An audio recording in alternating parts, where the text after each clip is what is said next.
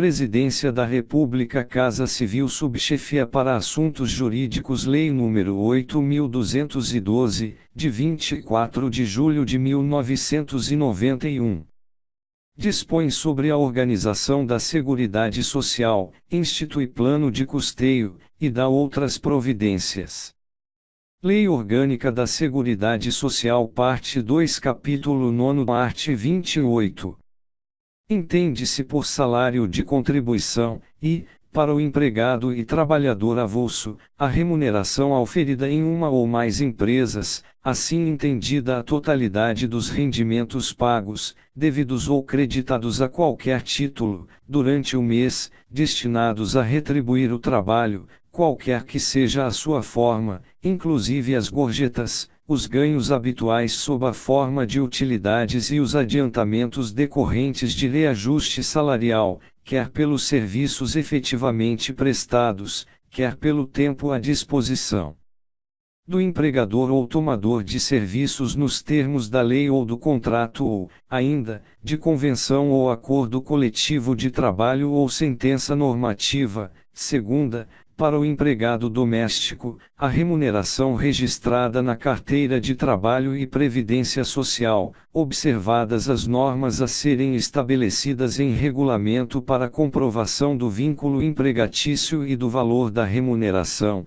Terceira, para o contribuinte individual, a remuneração auferida em uma ou mais empresas ou pelo exercício de sua atividade por conta própria, durante o mês, observado o limite máximo a que se refere o quinto. Quarta, para o segurado facultativo, o valor por ele declarado, observado o limite máximo a que se refere o quinto.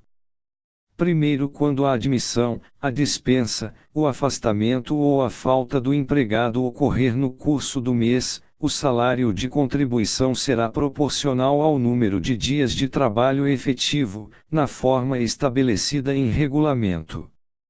Segundo, o salário maternidade é considerado salário de contribuição.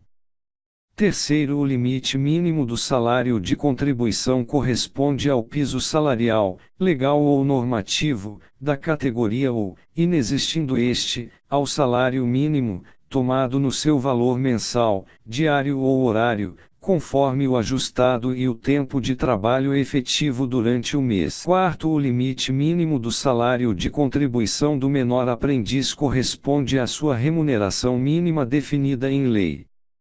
Quinto, o limite máximo do salário de contribuição é de CR cifrão 170.000, 170 mil cruzeiros, reajustado a partir da data da entrada em vigor desta lei, na mesma época e com os mesmos índices que os do reajustamento dos benefícios de prestação continuada da Previdência Social 12/6 no prazo de 180 dias, a contar da data de publicação desta lei. O Poder Executivo encaminhará ao Congresso Nacional projeto de lei estabelecendo a previdência complementar, pública e privada, em especial para os que possam contribuir acima do limite máximo estipulado no parágrafo anterior deste artigo.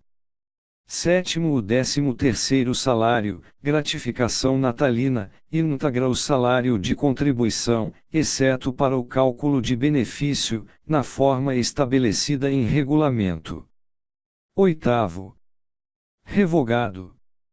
A. Revogada. B. Vetado. C. Nono, não integram o salário de contribuição para os fins desta lei, exclusivamente, a. os benefícios da Previdência Social, nos termos e limites legais, exceto o salário maternidade e o seguro-desemprego concedidos na forma da Lei nº 7.998, de 1990, e da Lei nº 10.779, de 2003, redação dada pela Medida Provisória nº 905, de 2019, b. as ajudas de custo e o adicional mensal recebidos pelo aeronauta nos termos da Lei nº 5.929, de 30 de outubro de 1973, c. A parcela in natura recebida de acordo com os programas de alimentação aprovados pelo Ministério do Trabalho e da Previdência Social, nos termos da Lei nº 6.321, de 14 de abril de 1976. d.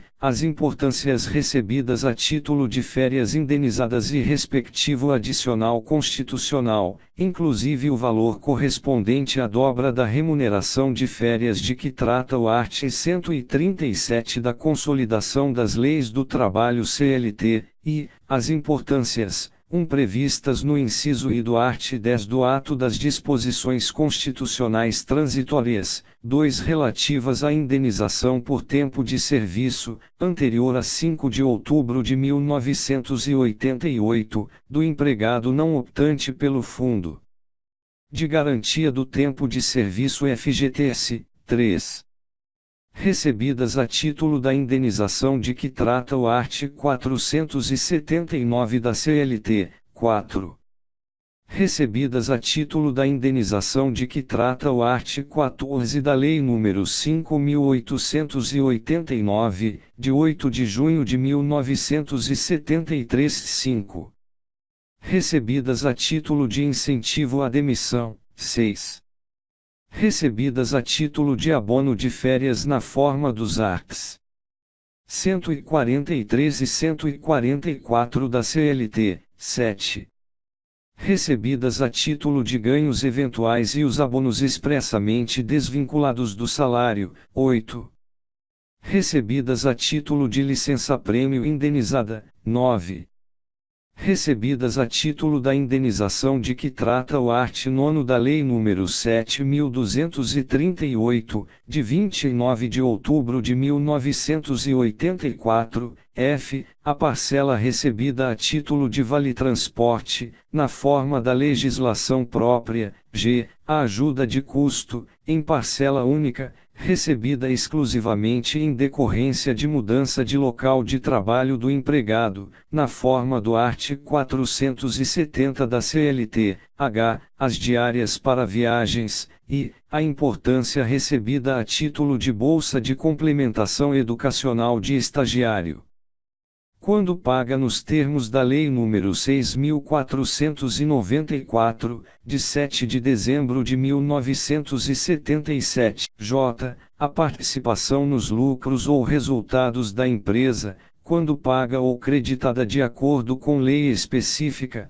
l. O abono do Programa de Integração Social PIS e do Programa de Assistência ao Servidor Público PASEP, m. Os valores correspondentes a transporte, alimentação e habitação fornecidos pela empresa ao empregado contratado para trabalhar em localidade distante da de sua residência, em canteiro de obras ou local que, por força da atividade, exija deslocamento e estada. Observadas as normas de proteção estabelecidas pelo Ministério do Trabalho, n. A importância paga ao empregado a título de complementação ao valor do auxílio-doença, desde que este direito seja extensivo à totalidade dos empregados da empresa, as parcelas destinadas à assistência ao trabalhador da agroindústria canavieira, de que trata o art. 36 da Lei nº 4.870, de 1º de dezembro de 1965, p. O valor das contribuições efetivamente pago pela pessoa jurídica relativo a programa de previdência complementar, aberto ou fechado, desde que disponível à totalidade de seus empregados e dirigentes, observados, no que couber, os arts. 9 e 468 da CLT, que, o valor relativo à assistência prestada por serviço médico ou odontológico, próprio da empresa ou por ela conveniado, inclusive o reembolso de despesas com medicamentos, óculos, aparelhos ortoédicos, próteses, órteses, despesas médico-hospitalares e outras similares, r. O valor correspondente a vestuários, equipamentos e outros acessórios fornecidos ao empregado e utilizados no local do trabalho para a prestação dos respectivos Serviços S. O ressarcimento de despesas pelo uso de veículo do empregado e o reembolso creche pago em conformidade com a legislação trabalhista, observado o limite máximo de 6 anos de idade, quando devidamente comprovadas as despesas realizadas. T. O valor relativo a plano educacional, ou bolsa de estudo,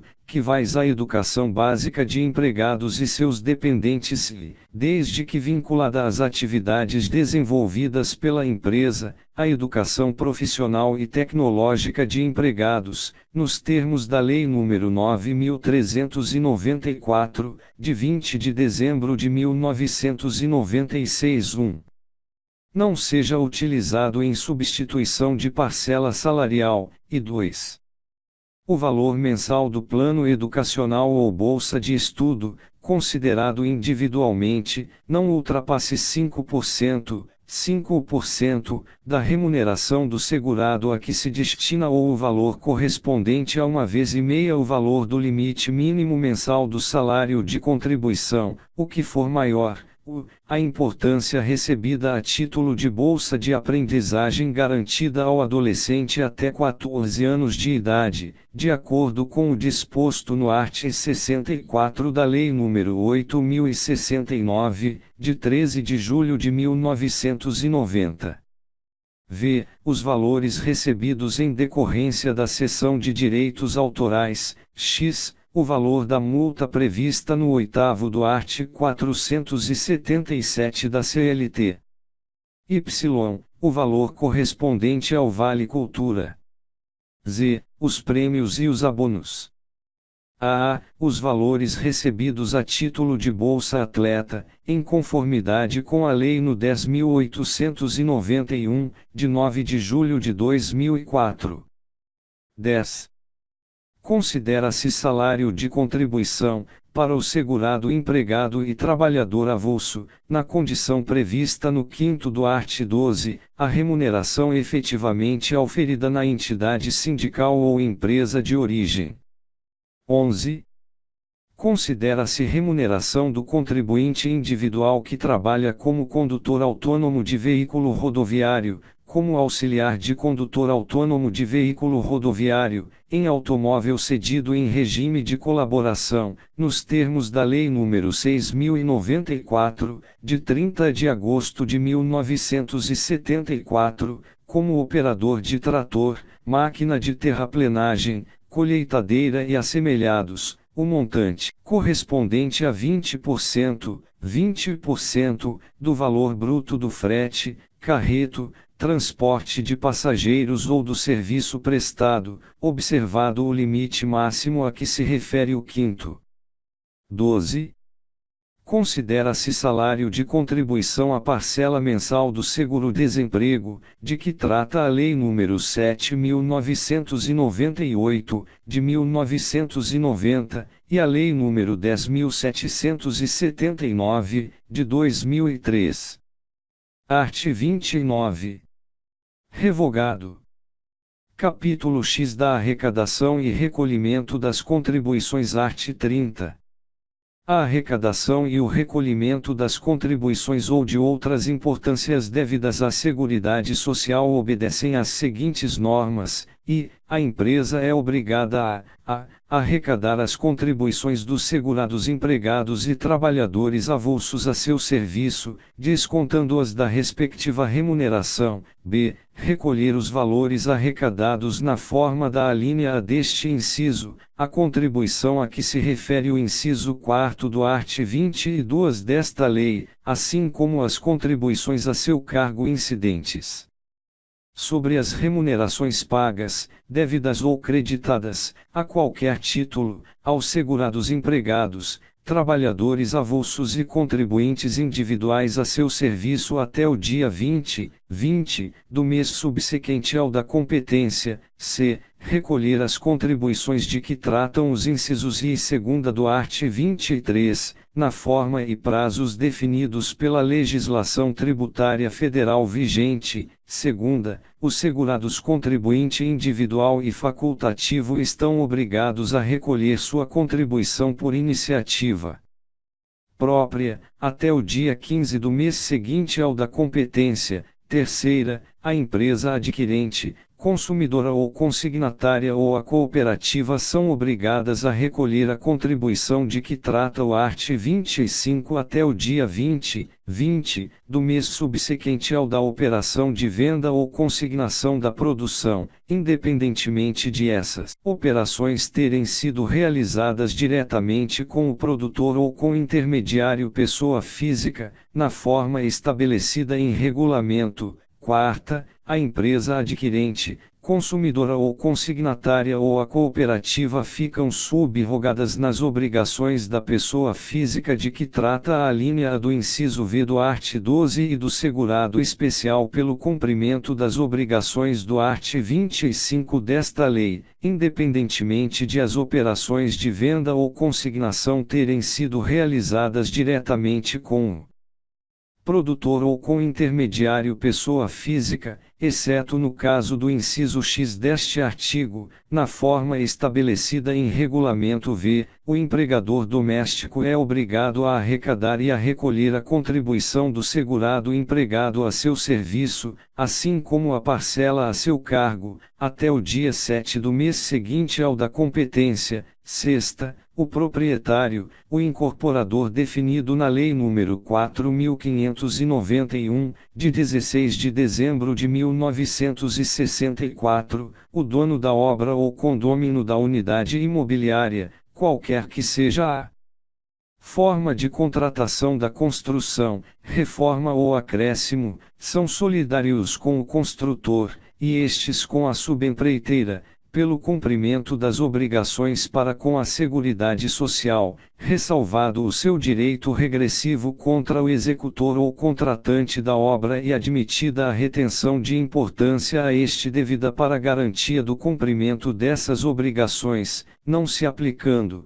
em qualquer hipótese, o benefício de ordem. Sétima, exclui-se da responsabilidade solidária perante a Seguridade Social o adquirente de prédio ou unidade imobiliária que realizar a operação com empresa de comercialização ou incorporador de imóveis, ficando estes solidariamente responsáveis com o construtor. Oitava, nenhuma contribuição à Seguridade Social é devida se a construção residencial unifamiliar, destinada ao uso próprio, de tipo econômico, for executada sem mão de obra assalariada, observadas as exigências do regulamento. Nona, as empresas que integram grupo econômico de qualquer natureza respondem entre si, solidariamente, pelas obrigações decorrentes desta lei. X. A pessoa física de que trata a linha A do inciso V do art. 12 e o segurado especial são obrigados a recolher a contribuição de que trata o art. 25 desta lei no prazo estabelecido no inciso 3º deste artigo, caso comercializem a sua produção, a, no exterior, b, diretamente, no varejo, ao consumidor pessoa física, c, a pessoa física de que trata a linha A do inciso V do art. 12, d, ao segurado especial. 11. Aplicar-se o disposto nos incisos 3ª e 4ª deste artigo à pessoa física não produtor rural que adquire produção para venda no varejo a consumidor pessoa física. 12. Sem prejuízo do disposto no inciso X do caput deste artigo, o produtor rural pessoa física e o segurado especial são obrigados a recolher, diretamente, a contribuição incidente sobre a receita bruta proveniente, a, da comercialização de artigos de artesanato elaborados com matéria-prima produzida pelo respectivo grupo familiar, b, de comercialização de artesanato ou do exercício de atividade artística, observado o disposto nos incisos 7º e 8º do 10 do art. 12 desta lei, e c, de serviços prestados, de equipamentos utilizados e de produtos comercializados no imóvel rural, desde que em atividades turística e de entretenimento desenvolvidas no próprio imóvel, inclusive hospedagem, alimentação, recepção, recreação e atividades pedagógicas, bem como taxa de visitação e serviços especiais, 13. O segurado especial é obrigado a arrecadar a contribuição de trabalhadores a seu serviço e a recolhê-la no prazo referido na alínea B do inciso I do caput deste artigo. 14. A Secretaria Especial de Previdência e Trabalho do Ministério da Economia fica obrigada a reter as contribuições dos beneficiários do seguro-desemprego de que trata a Lei nº 7.998, de 1990, e a Lei nº 10.779, de 2003, e recolhê-las ao Fundo do Regime Geral de Previdência Social. Primeiro revogado segundo se não houver expediente bancário nas datas indicadas, e, no inciso 2º do caput, o recolhimento deverá ser efetuado até o dia útil imediatamente posterior, e segunda, na alínea B do inciso I e nos incisos 3ª, v, x e 13 do caput, até o dia útil imediatamente anterior. Terceiro, aplicar-se à entidade sindical e à empresa de origem o disposto nas alíneas A e B do inciso I, relativamente à remuneração do segurado referido no 5º do art. 12. Quarto, na hipótese de o contribuinte individual prestar serviço a uma ou mais empresas, poderá deduzir, da sua contribuição mensal, 45% da contribuição da empresa, efetivamente recolhida ou declarada, incidente sobre a remuneração que esta lhe tenha pago ou creditado, limitada a dedução a 9% do respectivo salário de contribuição. Quinto, aplicar-se o disposto no 4º ao cooperado que prestar serviço à empresa por intermédio de cooperativa de trabalho. Sexto, revogado. Sétimo, a empresa ou cooperativa adquirente, consumidora ou consignatária da produção fica obrigada a fornecer ao segurado especial cópia do documento fiscal de entrada da mercadoria, para fins de comprovação da operação e da respectiva contribuição previdenciária. Oitavo. Quando o grupo familiar a que o segurado especial estiver vinculado não tiver obtido, no ano, por qualquer motivo, receita proveniente de comercialização de produção, deverá comunicar a ocorrência à Previdência Social, na forma do regulamento. Nono, quando o segurado especial tiver comercializado sua produção do ano anterior exclusivamente com empresa adquirente, consignatária ou cooperativa, tal fato deverá ser comunicado à Previdência Social pelo respectivo grupo familiar. Art. 31. A empresa contratante de serviços executados mediante cessão de mão de obra, inclusive em regime de trabalho temporário, deverá reter 11% do valor bruto da nota fiscal ou fatura de prestação de serviços e recolher, em nome da empresa cedente da mão de obra, a importância retida até o dia 20 do mês subsequente ao da emissão da respectiva nota fiscal ou fatura, ou até o dia útil imediatamente anterior se não houver expediente bancário naquele dia, observado o disposto no 5º do art. 33 desta lei. Primeiro, o valor retido de que trata o caput deste artigo, que deverá ser destacado na nota fiscal ou fatura de prestação de serviços, poderá ser compensado por qualquer estabelecimento da empresa cedente da mão de obra, por ocasião do recolhimento das contribuições destinadas à Seguridade Social devidas sobre a folha de pagamento dos seus segurados. Segundo, na impossibilidade de haver compensação integral na forma do parágrafo anterior, o saldo remanescente será objeto de restituição. Terceiro, para os fins desta lei, entende-se como cessão de mão de obra a colocação à disposição do contratante, em suas dependências ou nas de terceiros, de segurados que realizem serviços contínuos, relacionados ou não com a atividade fim da empresa, quaisquer que sejam a natureza e a forma de contratação. Quarto, enquadram-se na situação prevista no parágrafo anterior, além de outros estabelecidos em regulamento, os seguintes serviços: limpeza, conservação e zeladoria, Segunda, vigilância e segurança. Terceira, empreitada de mão de obra. Quarta, contratação de trabalho temporário na forma da Lei nº 6.019, de 3 de janeiro de 1974. Quinto, o cedente da mão de obra deverá elaborar folhas de pagamento distintas para cada contratante. Sexto, em se tratando de retenção e recolhimento realizados na forma do caput deste artigo, em nome de consórcio, de que tratam os arts. 278 e 279 da Lei nº 6.404, de 15 de dezembro de 1976, aplicar-se o disposto em todo este artigo, observada a participação de cada uma das empresas consorciadas, na forma do respectivo ato constitutivo. Art. 32. A empresa é também obrigada a, preparar folhas de pagamento das remunerações pagas ou creditadas a todos os segurados a seu serviço, de acordo com os padrões e normas estabelecidos pelo órgão competente da Seguridade Social. Segunda, lançar mensalmente em títulos próprios de sua contabilidade, de forma discriminada, os fatos geradores de todas as contribuições, o montante das quantias descontadas, as contribuições da empresa e os totais recolhidos. Terceira, prestar à Secretaria da Receita Federal do Brasil todas as informações cadastrais, financeiras e contábeis de seu interesse, na forma por ela estabelecida, bem como os esclarecimentos necessários à fiscalização. Quarta, declarar à Secretaria da Receita Federal do Brasil e ao Conselho Curador do Fundo de Garantia do Tempo de Serviço FGTS, na forma,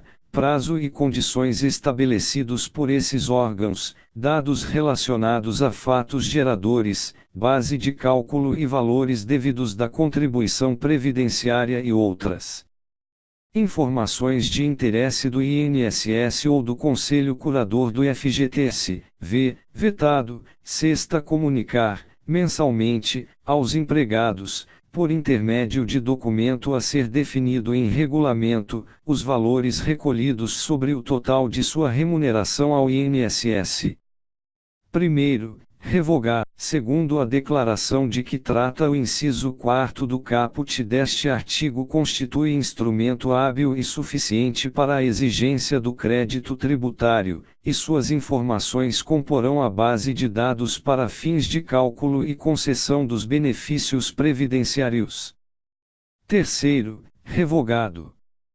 Quarto, revogado. Quinto, revogado. Sexto, revogado. Sétimo, revogado. Oitavo, revogado. Nono, a empresa deverá apresentar o documento a que se refere o inciso 4º do caput deste artigo, ainda que não ocorram fatos geradores de contribuição previdenciária, aplicando-se, quando couber, a penalidade prevista no art. 32A desta lei. 10. O descumprimento do disposto no inciso 4º do caput deste artigo impede a expedição da certidão de prova de regularidade fiscal perante a Fazenda Nacional. 11. Em relação aos créditos tributários, os documentos comprobatórios do cumprimento das obrigações de que trata este artigo devem ficar arquivados na empresa até que ocorra a prescrição relativa aos créditos decorrentes das operações a que se refiram. 12. Vetado. Art. 32A. O contribuinte que deixar de apresentar a declaração de que trata o inciso 4º do caput do art. 32 desta lei no prazo fixado ou que a apresentar com incorreções ou omissões será intimado a apresentá-la ou a prestar esclarecimentos e sujeitar-se às seguintes multas, e de R$ 20, para cada grupo de 10 informações incorretas ou omitidas, e segunda de 2%, ao mês calendário ou fração, incidentes sobre o montante das contribuições informadas. ainda que integralmente pagas, no caso de falta de entrega da declaração ou entrega após o prazo, limitada a 20%, observado o disposto no terceiro deste artigo. Primeiro, para efeito de aplicação da multa prevista no inciso 2º do caput deste artigo, será considerado como termo inicial o dia seguinte ao término do prazo fixado para a entrega da declaração e como termo final a data da efetiva entrega ou, no caso de não apresentação, a data da lavratura do auto de infração ou da notificação de lançamento. Segundo observado o disposto no terceiro deste artigo, as multas serão reduzidas, e a metade, quando a declaração for apresentada após o prazo, mas antes de qualquer procedimento de ofício, ou segunda a 75%, se houver apresentação da declaração no prazo fixado em intimação. Terceiro, a multa mínima a ser aplicada será de R$ 200, tratando-se de omissão de declaração sem ocorrência de fatos geradores de contribuição previdenciária, e segunda R$ 500, nos demais casos. Art. 32b. Os órgãos da administração direta, as autarquias, as fundações e as empresas públicas da União, dos Estados, do Distrito Federal e dos municípios, cujas normas gerais de direito financeiro para elaboração e controle dos orçamentos estão definidas pela Lei no 4.320, de 17 de março de 1964, e pela Lei Complementar no 101, de 4 de maio de 2000, ficam obrigados, na forma estabelecida pela Secretaria da Receita Federal do Brasil do Ministério da Fazenda, a apresentar, a contabilidade entregue ao Tribunal de Controle Externo, e segunda, a folha de pagamento. Parágrafo único. As informações de que trata o caput deverão ser apresentadas até o dia 30 de abril do ano seguinte ao encerramento do exercício. Art. 32c. O segurado especial responsável pelo grupo familiar que contratar na forma do 8º do art. 12 apresentará as informações relacionadas ao registro de trabalhadores, aos fatos geradores, à base de cálculo e aos valores das contribuições devidas à Previdência Social e ao Fundo de Garantia do Tempo de Serviço, FGTS, e outras informações de interesse da Secretaria da Receita Federal do Brasil, do Ministério da Previdência Social, do Ministério do Trabalho e Emprego e do Conselho Curador do FGTS, por meio de sistema eletrônico com entrada única de dados, e efetuará os recolhimentos por meio de documento único de arrecadação. Primeiro, os ministros de Estado da Fazenda, da Previdência Social e do Trabalho e Emprego disporão, em ato conjunto, sobre a prestação das informações, a apuração, o recolhimento e a distribuição dos recursos recolhidos e sobre as informações geradas por meio do sistema eletrônico e da guia de recolhimento de que trata o caput. Segundo, as informações prestadas no sistema eletrônico de que trata o caput têm caráter declaratório, constituem instrumento hábil e suficiente para a exigência dos tributos e encargos apurados e substituirão, na forma regulamentada pelo ato conjunto que prevê o primeiro, a obrigatoriedade de entrega de todas as informações, formulários e declarações a que está sujeito o grupo familiar, inclusive as relativas ao recolhimento do FGTS. Terceiro, o segurado especial de que trata o caput está obrigado a arrecadar as contribuições previstas nos incisos X, 12 e 13 do caput do art. 30, os valores referentes ao FGTS e os encargos trabalhistas sob sua responsabilidade, até o dia 7 do mês seguinte ao da competência.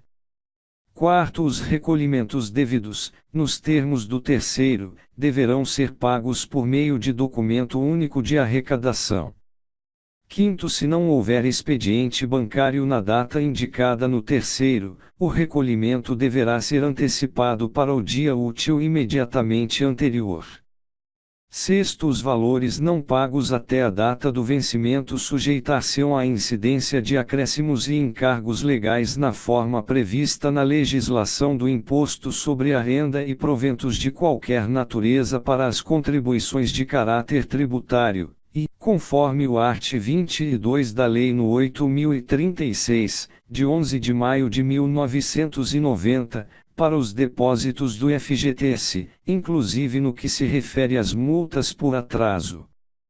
Sétimo, o recolhimento do valor do FGTS na forma deste artigo será creditado diretamente em conta vinculada do trabalhador, assegurada a transferência dos elementos identificadores do recolhimento ao agente operador do fundo. Oitavo, o ato de que trata o primeiro regulará a compensação e a restituição dos valores dos tributos e dos encargos trabalhistas recolhidos, no documento único de arrecadação, indevidamente ou em montante superior ao devido. Nono, a devolução de valores do FGTS, depositados na conta vinculada do trabalhador, será objeto de norma regulamentar do Conselho Curador e do agente operador do Fundo de Garantia do Tempo de Serviço. 10. O produto da arrecadação de que trata o terceiro será centralizado na Caixa Econômica Federal. 11. A Caixa Econômica Federal, com base nos elementos identificadores do recolhimento, disponíveis no sistema de que trata o caput deste artigo, transferirá para a conta única do Tesouro Nacional os valores arrecadados dos tributos e das contribuições previstas nos incisos X, 12 e 13 do caput do art. 30. 12.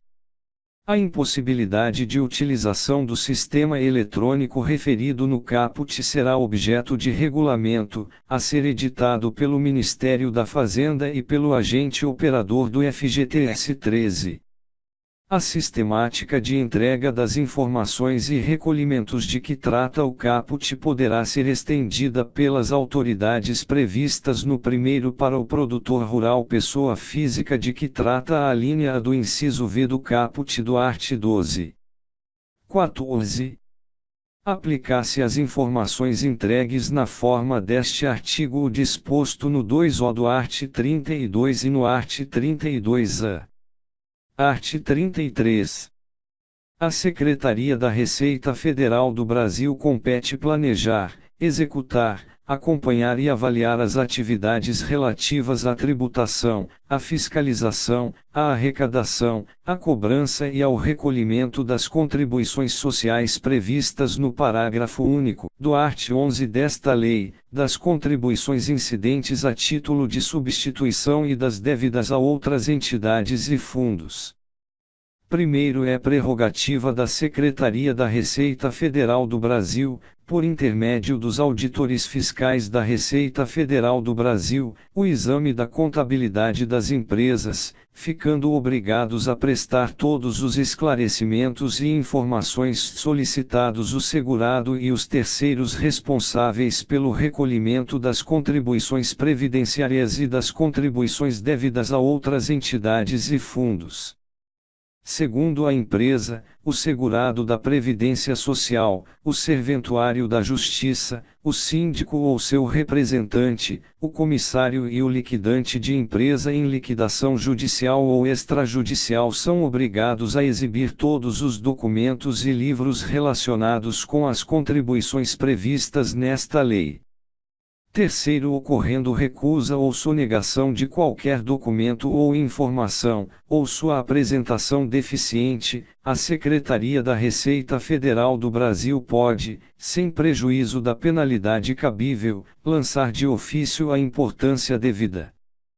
Quarto, na falta de prova regular e formalizada pelo sujeito passivo, o montante dos salários pagos pela execução de obra de construção civil pode ser obtido mediante cálculo da mão de obra empregada, proporcional à área construída, de acordo com critérios estabelecidos pela Secretaria da Receita Federal do Brasil, cabendo ao proprietário, dono da obra, condômino da unidade imobiliária ou empresa corresponsável o ônus da prova em contrário. Quinto, o desconto de contribuição e de consignação legalmente autorizadas sempre se presume feito oportuna e regularmente pela empresa a isso obrigada, não lhe sendo lícito alegar omissão para se eximir do recolhimento, ficando diretamente responsável pela importância que deixou de receber ou arrecadou em desacordo com o disposto nesta lei. Sexto, se, no exame da escrituração contábil e de qualquer outro documento da empresa, a fiscalização constatar que a contabilidade não registra o movimento real de remuneração dos segurados a seu serviço, do faturamento e do lucro, serão apuradas, por aferição indireta, as contribuições efetivamente devidas, cabendo à empresa o ônus da prova em contrário. Sétimo, o crédito da Seguridade Social é constituído por meio de notificação de lançamento, de auto de infração e de confissão de valores devidos e não recolhidos pelo contribuinte. Oitavo, aplicam-se às contribuições sociais mencionadas neste artigo as presunções legais de omissão de receita previstas no 2º e 3º do art. 12 do Decreto-Lei nº 1598, de 26 de dezembro de 1977, e nos arts. 40, 41 e 42 da Lei nº 9.430, de 27 de dezembro de 1996. Art. 34. Art. 35. Os débitos com a União decorrentes das contribuições sociais previstas nas alíneas A, B e C do parágrafo único do art. 11 desta lei, das contribuições instituídas a título de substituição e das contribuições devidas a terceiros, assim entendidas outras entidades e fundos, não pagos nos prazos previstos em legislação, serão acrescidos de multa de mora e juros de mora, nos termos do art. 61 da Lei nº 9.430, de 27 de dezembro de 1996. I. Revogado A, revogada, B, revogada, C, revogada, segunda, revogado A, revogada, B, revogada, C, revogada, D, revogada, terceira, revogado A, revogada, B, revogada, C, revogada, D, revogada. Primeiro, revogado. Segundo, revogado. Terceiro, revogado. Quarto, revogado. Art. 35-A. Nos casos de lançamento de ofício relativos às contribuições referidas no art. 35 desta lei, aplicar-se o disposto no art. 44 da Lei nº 9.430, de 27 de dezembro de 1996. Art. 36. Revogado. Art. 37. Constatado o não recolhimento total ou parcial das contribuições tratadas nesta lei, não declaradas na forma do art. 32 desta lei, a falta de pagamento de benefício reembolsado ou o descumprimento de obrigação acessória, será lavrado auto de infração ou notificação de lançamento. Primeiro, revogado. Segundo, revogado, art. 38. Revogado, art. 39. O débito original e seus acréscimos legais, bem como outras multas previstas em lei, constituem dívida ativa da União, promovendo-se a inscrição em livro próprio daquela resultante das contribuições de que tratam as alíneas A, B e C do parágrafo único do art. 11 desta lei. Primeiro, segundo é facultado aos órgãos competentes, antes de ajuizar a cobrança da dívida ativa de que trata o caput deste artigo, promover o protestor de título dado em garantia, que será recebido por o solvendo. Terceiro, serão inscritas como dívida ativa da União as contribuições que não tenham sido recolhidas ou parceladas resultantes das informações prestadas no documento a que se refere o inciso 4º do art. 32 desta lei. Art. 40. Vetado. Art. 41. Revogado. Art. 42. Os administradores de autarquias e fundações públicas, criadas e mantidas pelo poder público, de empresas públicas e de sociedades de economia mista sujeitas ao controle da União, dos Estados, do Distrito Federal ou dos municípios, que se encontrarem em mora, por mais de 30 dias, no recolhimento das contribuições previstas nesta lei, tornam-se solidariamente responsáveis pelo respectivo pagamento, ficando ainda sujeitos às proibições do art. 1º e às sanções dos arts. 4º e 7º do Decreto-Lei nº 368, de 19 de dezembro de 1968. Art. 43. Nas ações trabalhistas de que resultar o pagamento de direitos sujeitos à incidência de contribuição previdenciária, o juiz, sob pena de responsabilidade, determinará o imediato recolhimento das importâncias devidas à Seguridade Social. Primeiro, nas sentenças judiciais ou nos acordos homologados em que não figurarem, discriminadamente, as parcelas legais relativas às contribuições sociais, estas incidirão sobre o valor total apurado em liquidação de sentença ou sobre o valor do acordo homologado. Segundo, considera-se ocorrido o fato gerador das contribuições sociais na data da prestação do serviço. Terceiro, as contribuições sociais serão apuradas mês a mês, com referência ao período da prestação de serviços, mediante a aplicação de alíquotas, limites máximos do salário de contribuição e acréscimos legais moratórios vigentes relativamente a cada uma das competências abrangidas, devendo o recolhimento ser efetuado no mesmo prazo em que devam ser pagos os créditos encontrados em liquidação de sentença ou em acordo homologado, sendo que nesse último caso o recolhimento será feito em tantas parcelas quantas as previstas no acordo, nas mesmas datas em que sejam exigíveis e proporcionalmente a cada uma delas. Quarto, no caso de reconhecimento judicial da prestação de serviços em condições que permitam a aposentadoria especial após 15, 20 ou 25 anos de contribuição, serão devidos os acréscimos de contribuição de que trata o 6º do art. 57 da Lei nº 8.213, de 24 de julho de 1991. Quinto, na hipótese de acordo celebrado após ter sido proferida decisão de mérito, a contribuição será calculada com base no valor do acordo. Sexto, aplicar-se o disposto neste artigo aos valores devidos ou pagos nas comissões de conciliação prévia de que trata a Lei no 9.958, de 12 de janeiro de 2000. Art. 44. Art. 45. Art. 45-A. O contribuinte individual que pretenda contar como tempo de contribuição, para fins de obtenção de benefício no regime geral de previdência social ou de contagem recíproca do tempo de contribuição, período de atividade remunerada alcançada pela decadência, deverá indenizar o INSS.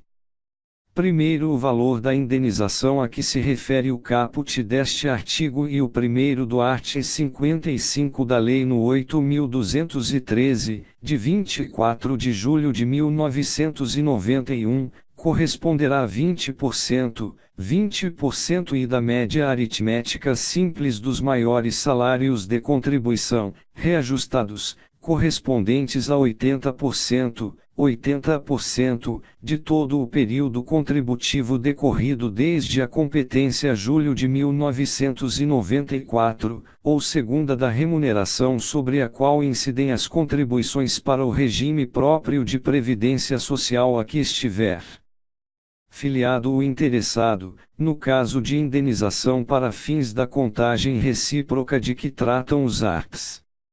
94 a 99 da Lei no 8.213, de 24 de julho de 1991, observados o limite máximo previsto no art. 28 e o disposto em regulamento. Segundo sobre os valores apurados na forma do primeiro deste artigo incidirão juros moratórios de 0,5%, 0,5%, ao mês, capitalizados anualmente, limitados ao percentual máximo de 50%, 50%, e multa de 10%, 10%. Terceiro, o disposto no primeiro deste artigo não se aplica aos casos de contribuições em atraso não alcançadas pela decadência do direito de a previdência constituir o respectivo crédito, obedecendo-se, em relação a elas, as disposições aplicadas às empresas em geral. Art. 46. Revogado, capítulo 11 da prova de inexistência de débito. Art. 47.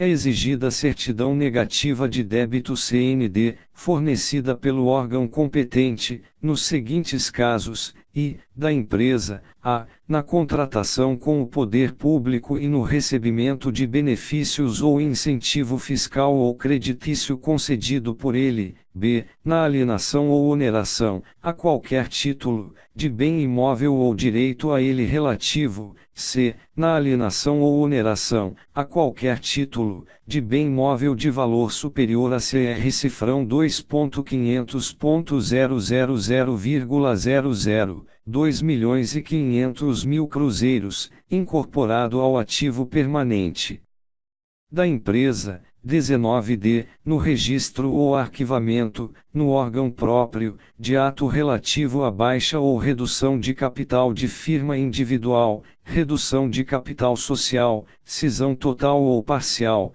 transformação ou extinção de entidade ou sociedade comercial ou civil e transferência de controle de cotas de sociedades de responsabilidade limitada, segunda, do proprietário, pessoa física ou jurídica, de obra de construção civil, quando de sua averbação no registro de imóveis, salvo no caso do inciso 8º do art. 30. Primeiro, a prova de inexistência de débito deve ser exigida da empresa em relação a todas as suas dependências, estabelecimentos e obras de construção civil, independentemente do local onde se encontrem, ressalvado aos órgãos competentes o direito de cobrança de qualquer débito apurado posteriormente. Segundo, a prova de inexistência de débito, quando exigível ao incorporador, independe da apresentada no registro de imóveis por ocasião da inscrição do memorial de incorporação. Terceiro, fica dispensada a transcrição, em instrumento público ou particular, do inteiro teor do documento comprobatório de inexistência de débito, bastando a referência ao seu número de série e data da emissão, bem como a guarda do documento comprobatório à disposição dos órgãos competentes. Quarto, o documento comprobatório de inexistência de débito poderá ser apresentado por cópia autenticada, dispensada a indicação de sua finalidade, exceto no caso do inciso 2º deste artigo. Quinto, o prazo de validade da certidão negativa de débito, CND, de 60 dias, contados da sua emissão, podendo ser ampliado por regulamento para até 180 dias. Sexto, independe de prova de inexistência de débito, a lavratura ou assinatura de instrumento, ato ou contrato que constitua retificação, ratificação ou efetivação de outro anterior para o qual já foi feita a prova, b, a constituição de garantia para concessão de crédito rural, em qualquer de suas modalidades, por instituição de crédito pública ou privada, desde que o contribuinte referido no art. 25, não seja responsável direto pelo recolhimento de contribuições sobre a sua produção para a Seguridade Social, c. a averbação prevista no inciso 2º deste artigo, relativa a imóvel cuja construção tenha sido concluída antes de 22 de novembro de 1966. D. O recebimento pelos municípios de transferência de recursos destinados a ações de assistência social, educação, saúde e em caso de calamidade pública. E, averbação da construção civil localizada em área objeto de regularização fundiária de interesse social, na forma da Lei no 11.977, de 7 de julho de 2009. Sétimo, o condômino adquirente de unidades imobiliárias de obra de construção civil não incorporada na forma da Lei nº 4.591, de 16 de dezembro de 1964, poderá obter documento comprobatório de inexistência de débito, desde que comprove o pagamento das contribuições relativas à sua unidade, conforme dispuser o regulamento. Oitavo, revogado, art. 48.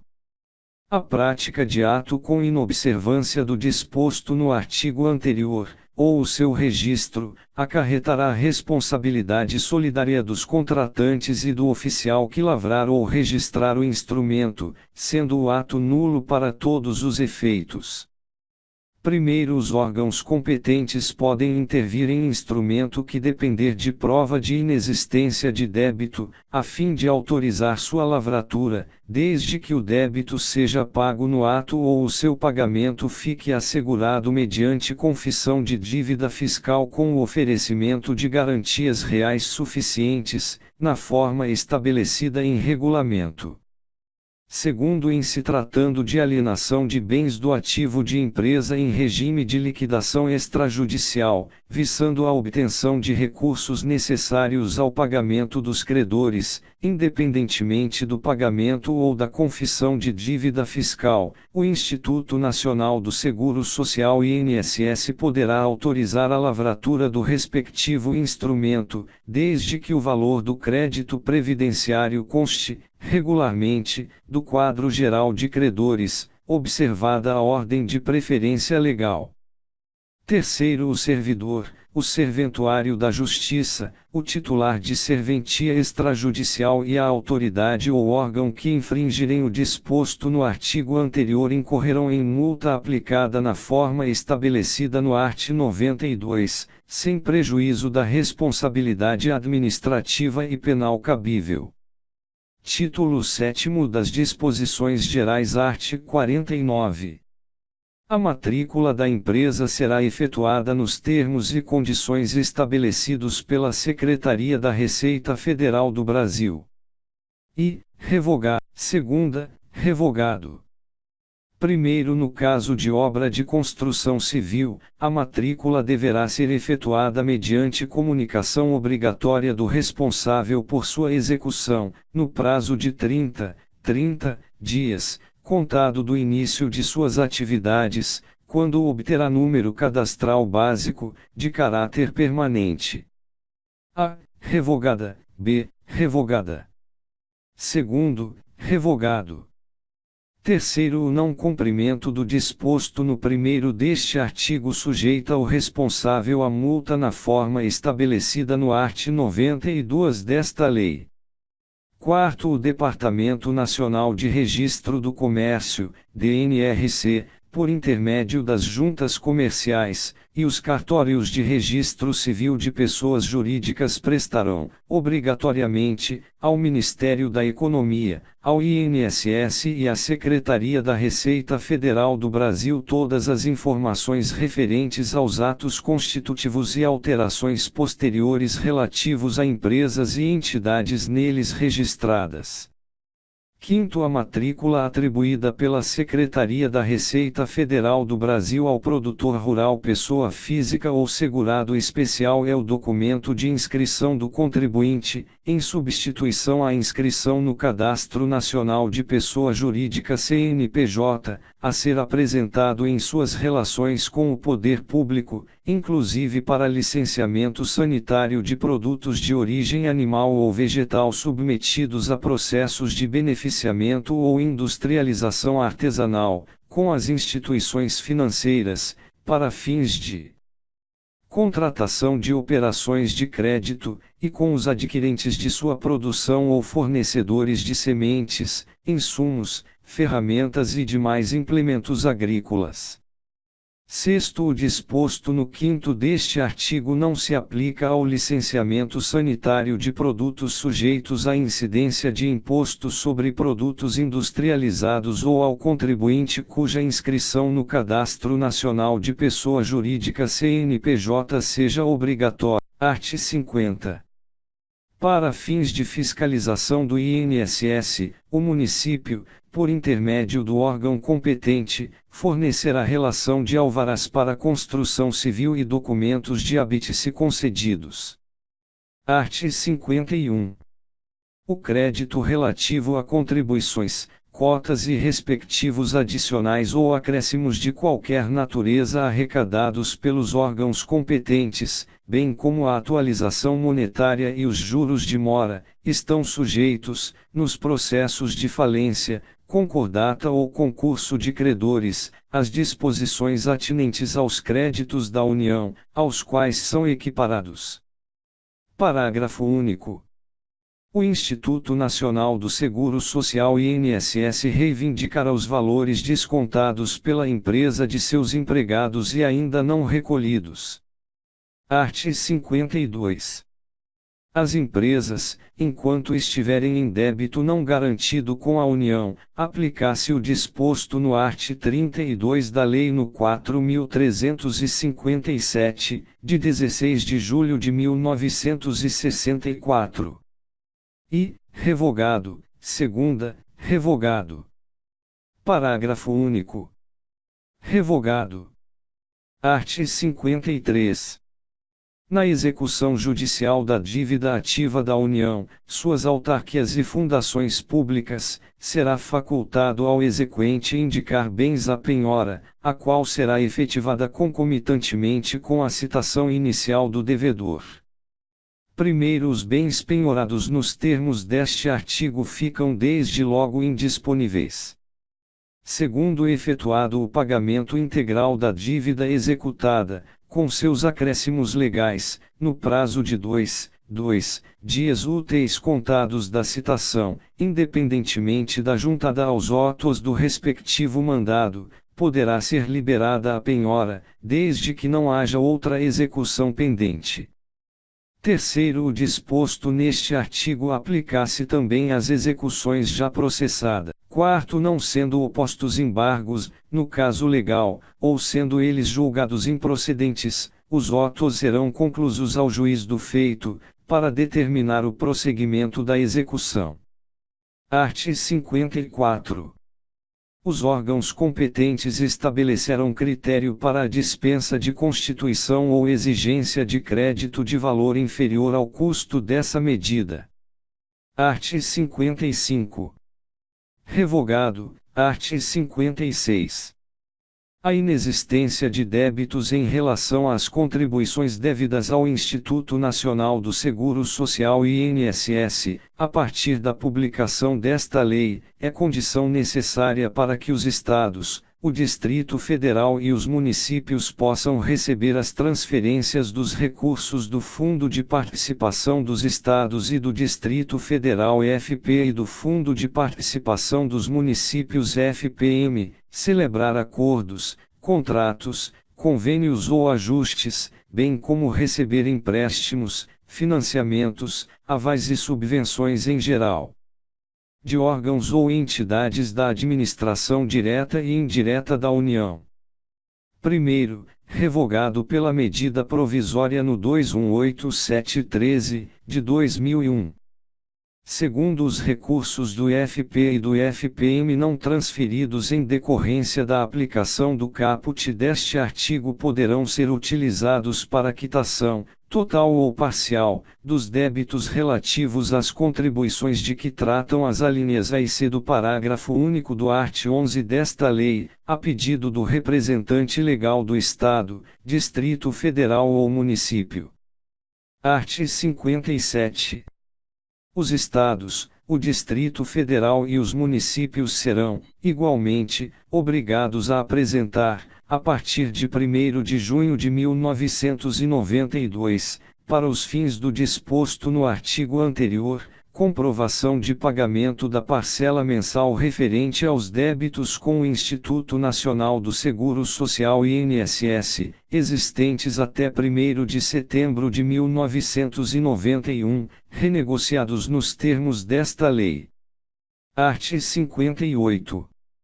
Os débitos dos Estados, do Distrito Federal e dos municípios para com o Instituto Nacional do Seguro Social INSS, existentes até 1º de setembro de 1991, poderão ser liquidados em até 240 parcelas mensais.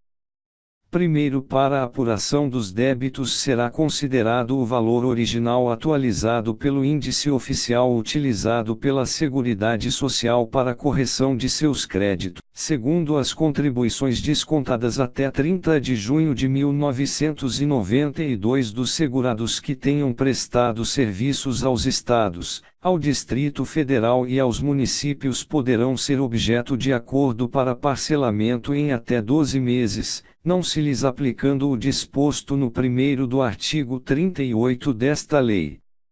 Art. 59. O Instituto Nacional do Seguro Social INSS implantará, no prazo de 90 dias a contar da data da publicação desta lei, sistema próprio e informatizado de cadastro dos pagamentos e débitos dos governos estaduais, do Distrito Federal e das prefeituras municipais, que viabilize o permanente acompanhamento e fiscalização do disposto nos arts. 56, 57 e 58 e permita a divulgação periódica dos devedores da Previdência Social. Art. 60.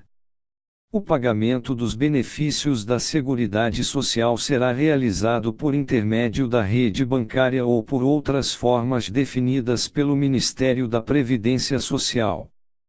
Parágrafo único. Revogado. Art. 61. As receitas provenientes da cobrança de débitos dos estados e municípios e da alienação, arrendamento ou locação de bens móveis ou imóveis pertencentes ao patrimônio do Instituto Nacional do Seguro Social INSS, deverão constituir reserva técnica, de longo prazo, que garantirá o seguro social estabelecido no Plano de Benefícios da Previdência Social. Parágrafo único. É vedada a utilização dos recursos de que trata este artigo, para cobrir despesas de custeio em geral, inclusive as decorrentes de criação, majoração ou extensão dos benefícios ou serviços da Previdência Social, admitindo-se sua utilização, excepcionalmente, em despesas de capital, na forma da Lei de Orçamento. Art. 62. A contribuição estabelecida na Lei nº 5.161, de 21 de outubro de 1966, em favor da Fundação Jorge Duprá Figueiredo de Segurança e Medicina do Trabalho Fundacentro, será de 2%, da receita proveniente da contribuição a cargo da empresa, a título de financiamento da complementação das prestações por acidente do trabalho, estabelecida no inciso 2º do art. 22. Parágrafo único.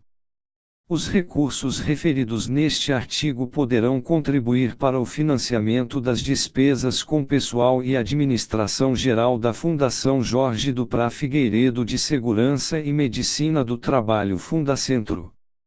Título 8º das Disposições Finais e Transitórias. Capítulo I da Modernização da Previdência Social. Art. 63. revogado. Art. 64. Revogado. Art. 65. Revogado. Art. 66. Revogado. Art. 67.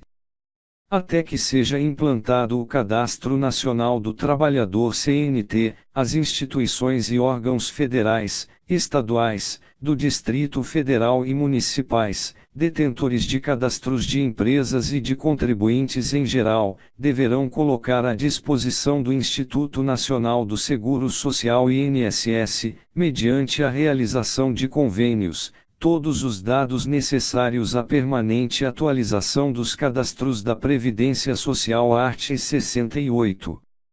O titular do cartório de registro civil de pessoas naturais remeterá ao INSS, em até um dia útil, pelo Sistema Nacional de Informações de Registro Civil, SIRC, ou por outro meio que venha a substituí-lo, a relação dos nascimentos, dos natimortos, dos casamentos, dos óbitos, das averbações, das anotações e das retificações registradas na serventia. Primeiro, para os municípios que não dispõem de provedor de conexão à internet ou de qualquer meio de acesso à internet, fica autorizada a remessa da relação em até 5 dias úteis.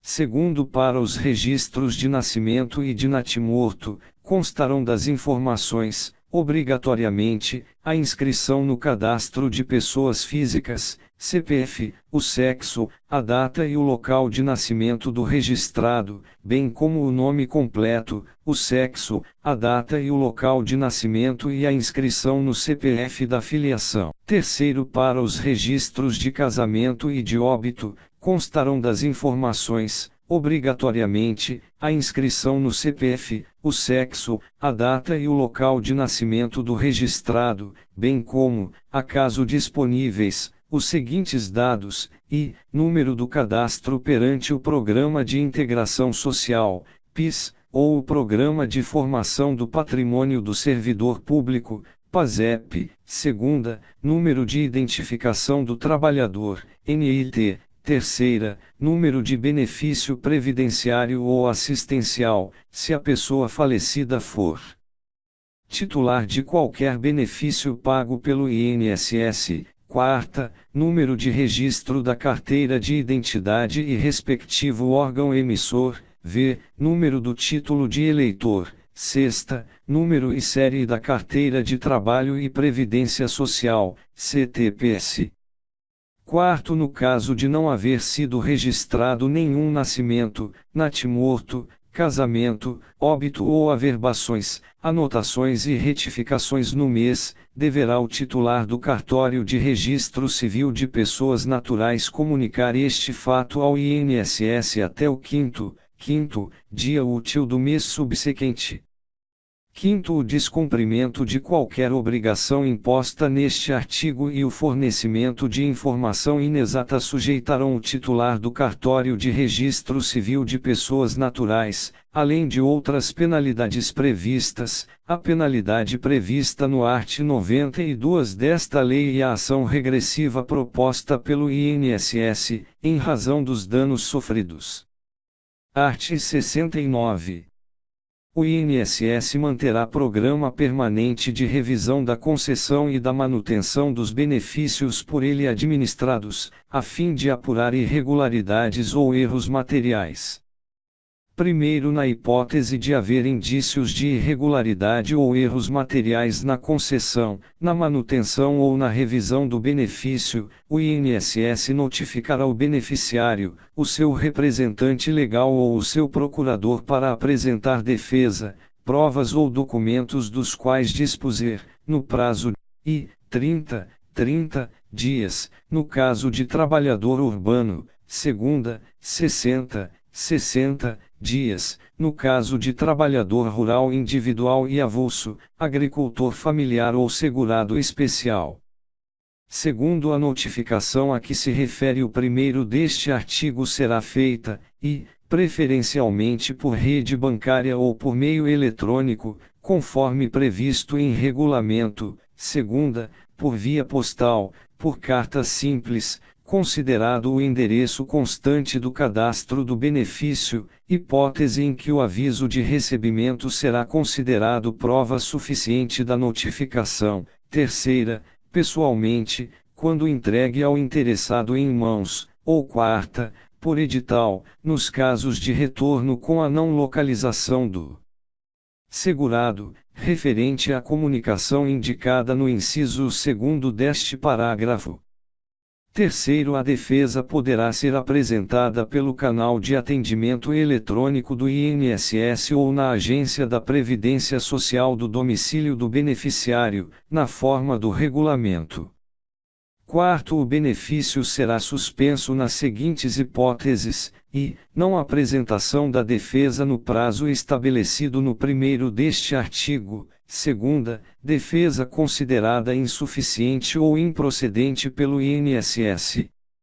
Quinto, o INSS deverá notificar o beneficiário quanto à suspensão do benefício de que trata o quarto deste artigo e conceder-lhe prazo de 30 dias para interposição de recurso.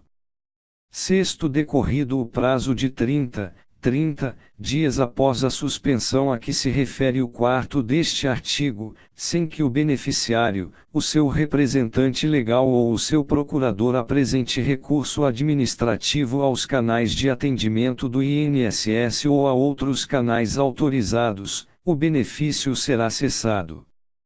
Sétimo, para fins do disposto no caput deste artigo, o INSS poderá realizar recenseamento para atualização do cadastro dos beneficiários, abrangidos os benefícios administrados pelo INSS, observado o disposto nos incisos 3ª, 4ª e v do 8º deste artigo. Oitavo, aqueles que receberem benefícios realizarão anualmente a comprovação de vida nas instituições financeiras, por meio de atendimento eletrônico com uso de biometria ou por qualquer meio definido pelo INSS que assegure a identificação do beneficiário, observadas as seguintes disposições: e, a prova de vida e a renovação de senha serão efetuadas por aquele que receber o benefício, mediante identificação por funcionário da instituição, quando realizada nas instituições financeiras. Segunda, o representante legal ou o procurador do beneficiário, legalmente cadastrado no INSS,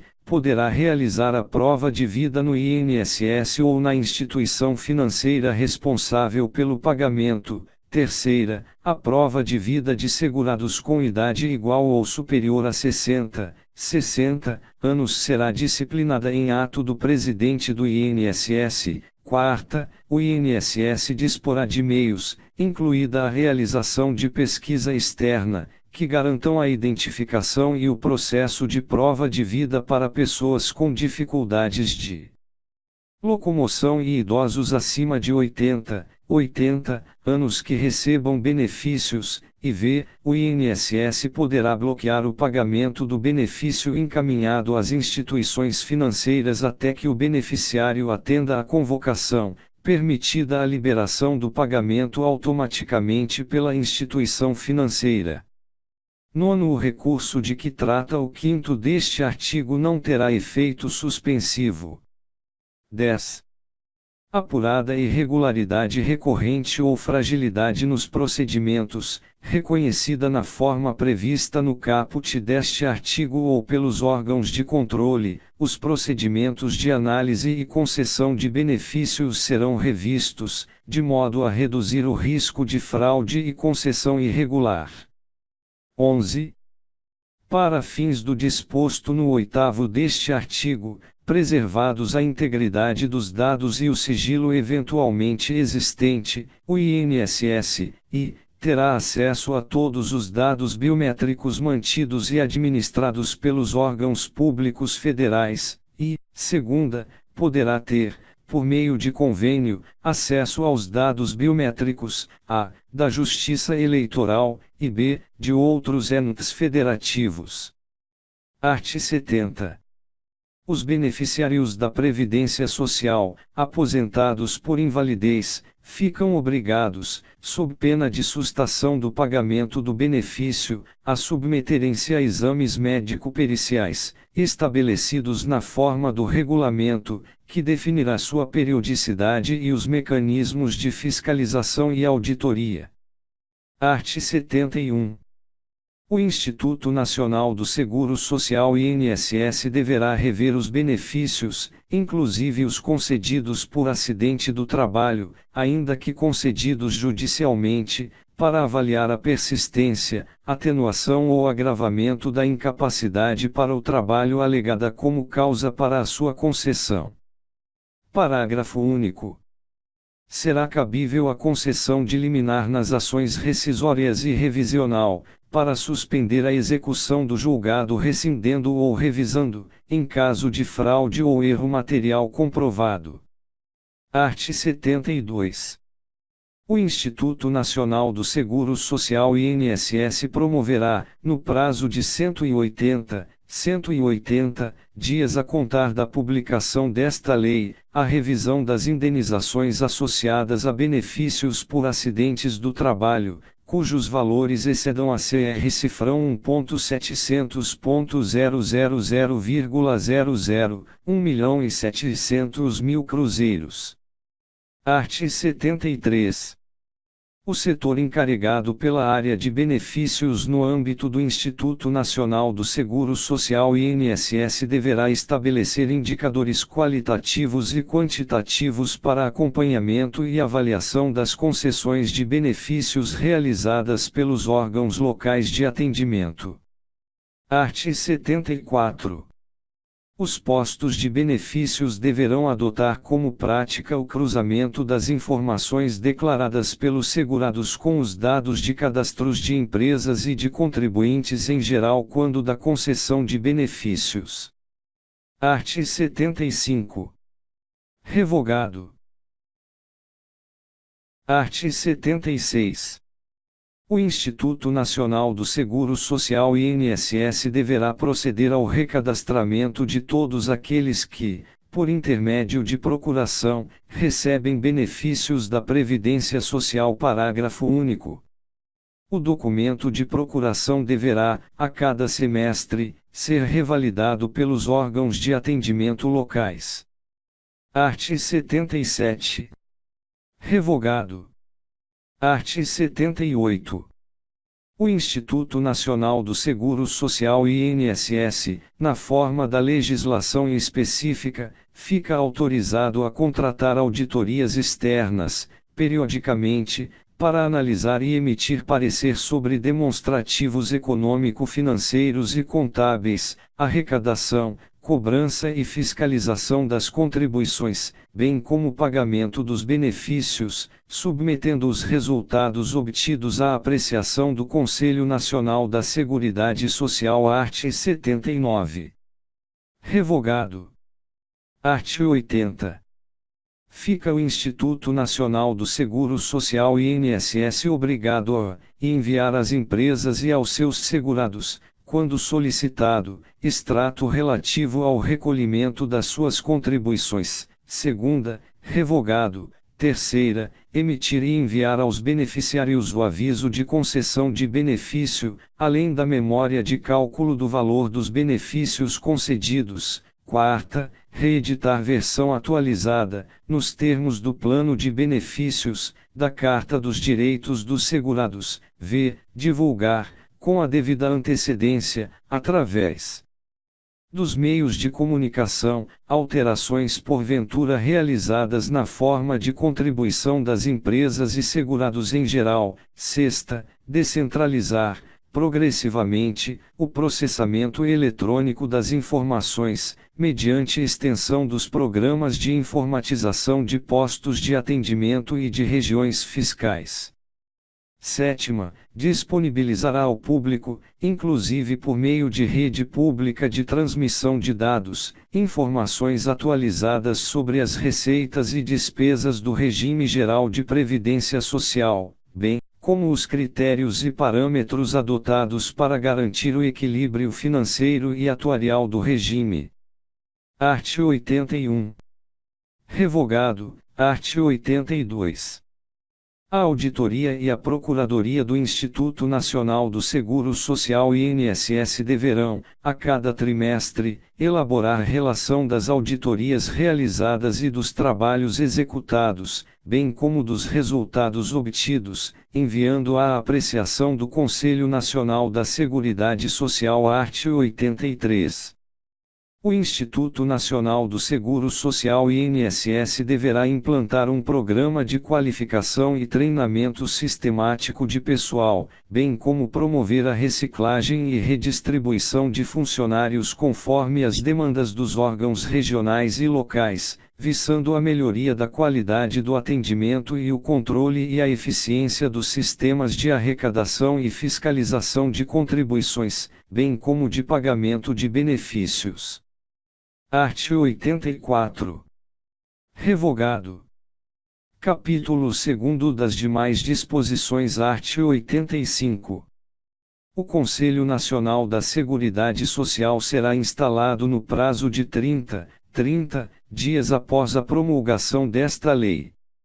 Art. 85-A. Os tratados, convenções e outros acordos internacionais de que Estado estrangeiro ou organismo internacional e o Brasil sejam partes, e que versem sobre matéria previdenciária, serão interpretados como lei especial. Art. 86. Revogado. Art. 87. Os orçamentos das pessoas jurídicas de direito público e das entidades da administração pública indireta devem consignar as dotações necessárias ao pagamento das contribuições da Seguridade Social, de modo a assegurar a sua regular liquidação dentro do exercício. Art. 88. Os prazos de prescrição de que goza a União aplicam-se à Seguridade Social, ressalvado o disposto no art. 46. Art. 89. As contribuições sociais previstas nas alíneas A, B e C do parágrafo único do art. 11 desta lei, as contribuições instituídas a título de substituição e as contribuições devidas a terceiros somente poderão ser restituídas ou compensadas nas hipóteses de pagamento ou recolhimento indevido ou maior que o devido, nos termos e condições estabelecidos pela Secretaria da Receita Federal do Brasil. Primeiro, revogado. Segundo, revogado. Terceiro, revogado. Quarto, o valor a ser restituído ou compensado será acrescido de juros obtidos pela aplicação da taxa referencial do Sistema Especial de Liquidação e de Custódia Selic para títulos federais, acumulada mensalmente, a partir do mês subsequente ao do pagamento indevido ou a maior que o devido até o mês anterior ao da compensação ou restituição e de 1%, relativamente ao mês em que estiver sendo efetuada. Quinto, revogado. Sexto, revogado. Sétimo, revogado. Oitavo. Verificada a existência de débito em nome do sujeito passivo, o valor da restituição será utilizado para extingui-lo, total ou parcialmente, mediante compensação. Nono, os valores compensados indevidamente serão exigidos com os acréscimos moratórios de que trata o art. 35 desta lei. 10. Na hipótese de compensação indevida, quando se comprove falsidade da declaração apresentada pelo sujeito passivo, o contribuinte estará sujeito a multa isolada aplicada no percentual previsto no inciso I do caput do art. 44 da Lei no 9.430, de 27 de dezembro de 1996, aplicado em dobro, e terá como base de cálculo o valor total do débito indevidamente compensado. 11. Aplicar-se aos processos de restituição das contribuições de que trata este artigo e de reembolso de salário família e salário maternidade o rito previsto no Decreto no 70.235, de 6 de março de 1972. 12. O disposto no 10 deste artigo não se aplica à compensação efetuada nos termos do art. 74 da Lei nº 9.430, de 27 de dezembro de 1996. Art. 90. O Conselho Nacional da Seguridade Social, dentro de 180 dias da sua instalação, adotará as providências necessárias ao levantamento das dívidas da União para com a Seguridade Social. Art. 91. Mediante requisição da Seguridade Social, a empresa é obrigada a descontar, da remuneração paga aos segurados a seu serviço, a importância proveniente de dívida ou responsabilidade por eles contraída junto à Seguridade Social, relativa a benefícios pagos indevidamente. Art. 92. A infração de qualquer dispositivo desta lei para a qual não haja penalidade expressamente cominada sujeita ao responsável, conforme a gravidade da infração, a multa variável de CR-cifrão 100.000,00, 100.000 cruzeiros, a CR-cifrão 10.000,00, 10 milhões de cruzeiros, conforme dispuser o regulamento. 24. Art. 93. Revogado, parágrafo único. Revogado, art. 94. Revogado. Art. 95. Caput. Revogado.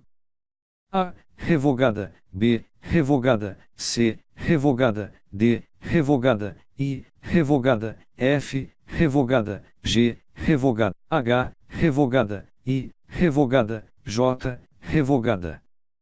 Primeiro revogado.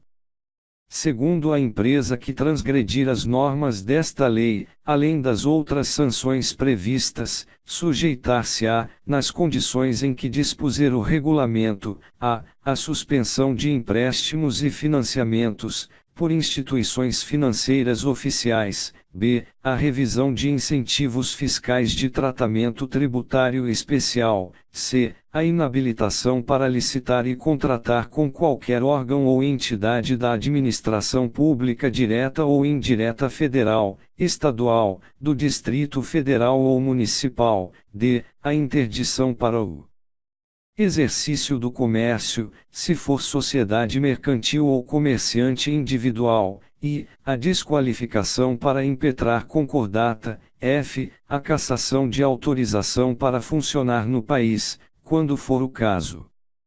Terceiro revogado. Quarto revogado. Quinto revogado. Art. 96. O Poder Executivo enviará ao Congresso Nacional, anualmente, acompanhando a proposta orçamentária da Seguridade Social, projeções atuariais relativas à Seguridade Social, abrangendo um horizonte temporal de, no mínimo, 20 anos, considerando hipóteses alternativas quanto às variáveis demográficas, econômicas e institucionais relevantes. Art. 97. Fica o Instituto Nacional do Seguro Social INSS autorizado a proceder à alienação ou permuta, por ato da autoridade competente, de bens imóveis de sua propriedade considerados desnecessários ou não vinculados às suas atividades operacionais. Primeiro, na alienação a que se refere este artigo será observado o disposto no art. 18 e nos incisos I, segunda e terceira do art. 19, da Lei nº 8.666, de 21 de junho de 1993, alterada pelas leis N. Graus S. 8.883, de 8 de junho de 1994, e 9.032, de 28 de abril de 1995. Segundo, vetado. Art. 98. Nas execuções fiscais da dívida ativa do INSS, o leilão judicial dos bens penhorados realizar-se-á por leiloeiro oficial, indicado pelo credor, que procederá à asta pública, e, no primeiro leilão, pelo valor do maior lance, que não poderá ser inferior ao da avaliação, segunda, no segundo leilão, por qualquer valor, excetuado o vil. Primeiro poderá o juiz, a requerimento do credor, autorizar seja parcelado o pagamento do valor da arrematação, na forma prevista para os parcelamentos administrativos de débitos previdenciários. Segundo, todas as condições do parcelamento deverão constar do edital de leilão. Terceiro, o débito do executado será quitado na proporção do valor de arrematação. Quarto, o arrematante deverá depositar, no ato, o valor da primeira parcela.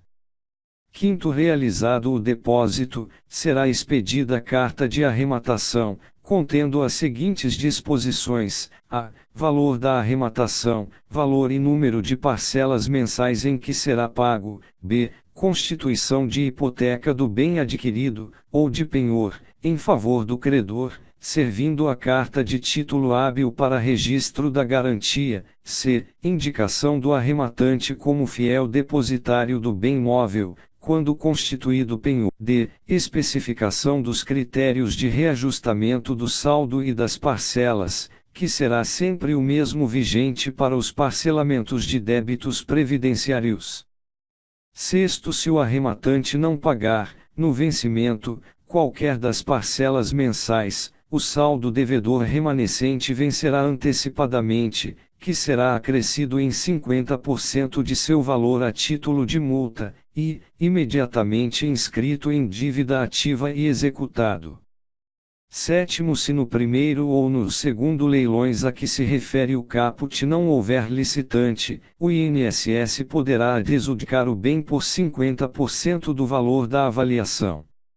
Oitavo, se o bem adjudicado não puder ser utilizado pelo INSS, e for de difícil venda, poderá ser negociado ou doado a outro órgão ou entidade pública que demonstre interesse na sua utilização. Nono, não havendo interesse na adjudicação, poderá o juiz do feito, de ofício ou a requerimento do credor, determinar sucessivas repetições da asta pública. 10. O leiloeiro oficial, a pedido do credor, poderá ficar como fiel depositário dos bens penhorados e realizar a respectiva remoção. 11. O disposto neste artigo aplica-se às execuções fiscais da dívida ativa da União. Art. 99. O Instituto Nacional do Seguro Social INSS poderá contratar leiloeiros oficiais para promover a venda administrativa dos bens, adjudicados judicialmente ou que receberem dação de pagamento. Parágrafo único. O INSS, no prazo de 60 dias, providenciará a alienação do bem por intermédio do leiloeiro oficial. Art. 100. Revogado, art. 101. Revogado. Art. 102. Os valores expressos em moeda corrente nesta lei serão reajustados nas mesmas épocas e com os mesmos índices utilizados para o reajustamento dos benefícios de prestação continuada da Previdência Social. Primeiro, o disposto neste artigo não se aplica às penalidades previstas no art. 32A desta lei. Segundo, o reajuste dos valores dos salários de contribuição em decorrência da alteração do salário mínimo será descontado por ocasião da aplicação dos índices a que se refere o caput deste artigo. Art. 103. O Poder Executivo regulamentará esta lei no prazo de 60 dias a partir da data de sua publicação. Art. 104. Esta lei entrará em vigor na data de sua publicação. Art. 105. Revogam-se as disposições em contrário. Brasília, em 24 de julho de 1991, 170º da Independência e 103º da República. Fernando Collor Antônio Magri.